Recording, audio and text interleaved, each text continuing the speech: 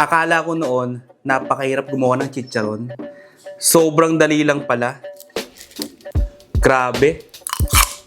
Oh, ang sarap pa.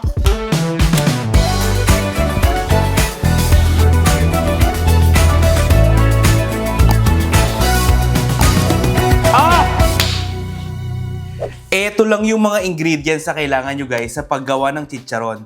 Napakadali lang nitong gawin ha. Dito nga pala sa lugar namin sa Canada, kapag bumili kami ng balat ng baboy, naahit na yung mga buhok, kaya malinis na to. Pero ang gagawin natin, hugasan pa rin natin to, tapos natin papakuluan. Ngayon guys, ang gagawin natin, papakuluan natin yung balat ng baboy. Optional guys, kung gusto nyo ng mas malasang chicharon, ito yung gawin nyo. Nilalagyan ko lang to ng 1 head of garlic, whole peppercorn, at bay leaves. Tapos, salt. At ilagay na natin yung balat ng baboy. Kung ano yung gusto nyong ilagay na pampalasa, pwede naman. Malalaki na kayo. Alam nyo na ang gusto nyo sa buhay. Tapos, papakuluan lang natin to ng mga 30 to 45 minutes sa low heat. So, after mga 45 to 50 minutes, pwede na to. Nakikita nyo guys, parang gel na oh. Parang, ayun oh, nasisira na oh, nakikita nyo. Yan, itigil nyo na pagpapakulo, hanguin nyo na. Ang gagawin natin dito, tutuyuin natin, tapos hihiwain natin to sa maliliit. Parang napupunit na oh.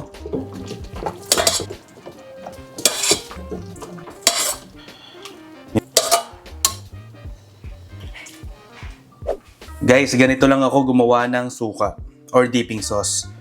1 whole red onion and 2 cloves of garlic. Ito muna.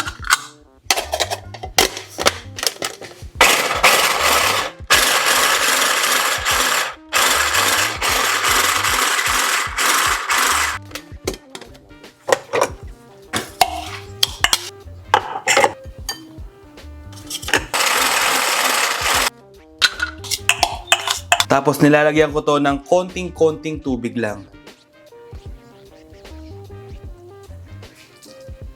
Siyempre, Marca Piña suka. Fish sauce, mga 3 tablespoons.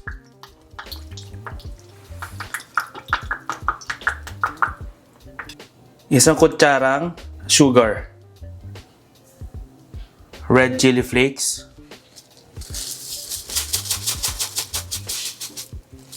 Cucumber and green chili. And ground black pepper. At isang kalamansi. Kapag wala kayong kalamansi, lemon or lime juice naman ang gamitin nyo. That's it! Kapag medyo malamig na tong balat ng baboy guys, hiwain na natin to sa maliliit. Ganito lang maghiwa niyan ha. Yan oh, ganyan lang oh. Oh, napakadali oh. Tapos, hihiwain nyo naman dito oh. Ang sikreto dito guys, ang technique dito, dapat maliliit na hiwa lang. Kasi pag pinrito to, lalaki. Oh, ganyan lang.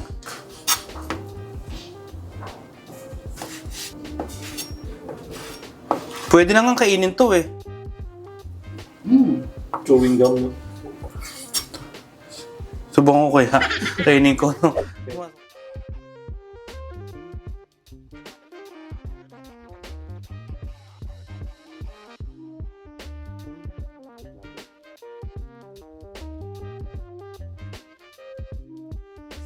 Dahil nasa Vancouver, Canada tayo, laging maulan dito. Kaya dito natin i-dehydrate itong balat ng baboy sa oven. Pero kung nasa Pilipinas kayo, pwede nyo itong ibilad sa labas. Mga 2 to 4 days lang to. Saglit lang.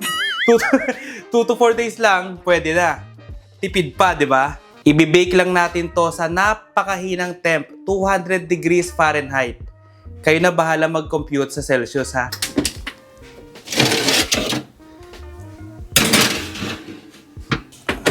Ay. That's it. Siguro mga mga 6 to 7 hours. Pwede na to. So guys, eto. Nakita nyo naman, oh. Tuyong-tuyo na tong balat ng baboy. Pakatigas na, oh. Pwede nyo nang prituhin to.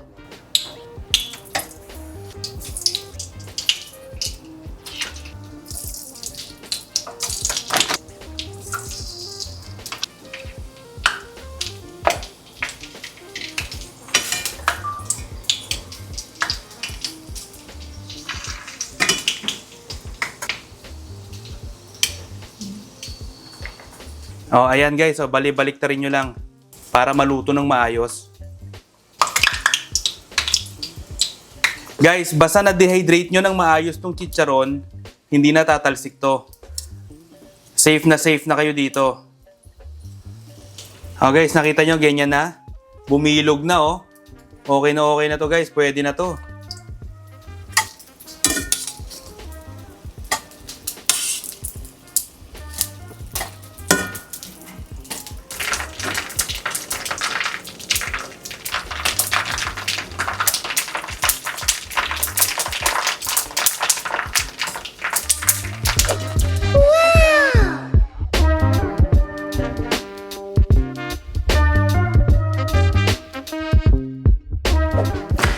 O, di ba? Ganun lang katagal gumawa ng chicharon. Madali lang eh, pero matagal. Eh ano pa hinihintay nyo? Tirahin na natin to. Sarap nito, oh. Napakalutong nito guys, promise. Unang subo laging para sa inyo. Ha? Po! Ang sarap! Grabe!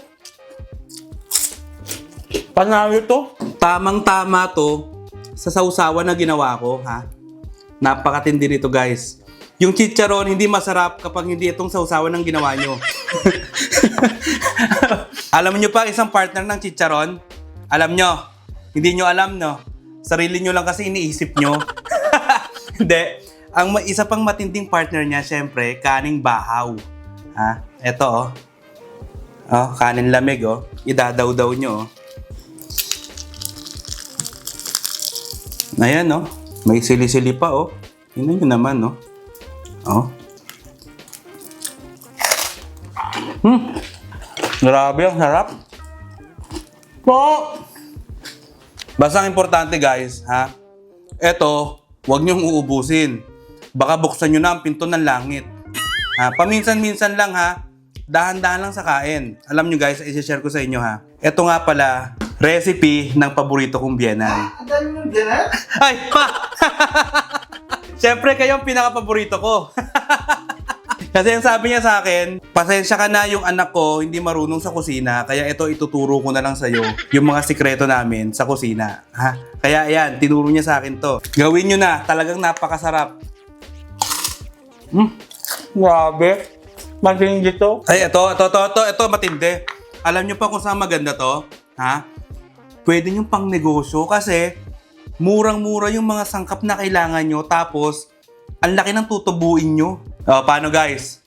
Ha? Kung nagustuhan nyo itong video na to, i-like nyo na yung video, mag-subscribe na kayo, at syempre, mag-comment kayo ng mga pagkain na gusto nyo tsambahan natin. Basta tandaan nyo palagi guys, na ang luto, mas sumasarap yan kapag patsamba-tsamba lang. Paano? Next week ulit, kita-kita tayo. Kalimutan ko. Ang dami.